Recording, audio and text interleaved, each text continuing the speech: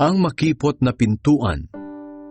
Nagpatuloy si Jesus sa paglalakbay niya papuntang Jerusalem.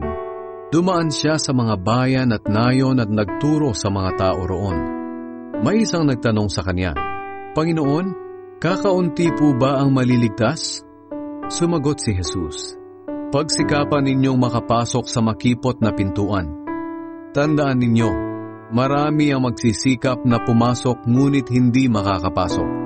Kapag isinara na ng may-ari ang pinto, may iwan kayo sa labas na nakatayo, kumakatok at tumatawag, 'Panginoon, papasukin niyo po kami.'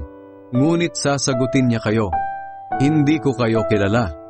At sasabihin ninyo, 'Nakasalo po ninyo kami sa pagkain at pag-inom, at nagturo po kayo sa mga lansangan sa bayan namin.'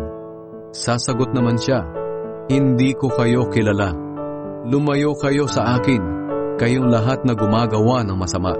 Iiyak kayo at magngangalit ang inyong ngipin kapag nakita ninyo sina Abraham, Isaac, Jacob at ang lahat ng propeta na napabilang sa paghahari ng Diyos, habang kayo naman ay itinaboy sa labas. Makikita rin ninyo ang mga hindi Hudyo mula sa iba't ibang dako ng mundo nakasalo sa handaan ng paghahari ng Diyos. May mga hamak ngayon na magiging dakila, at may mga dakila ngayon na magiging hamak.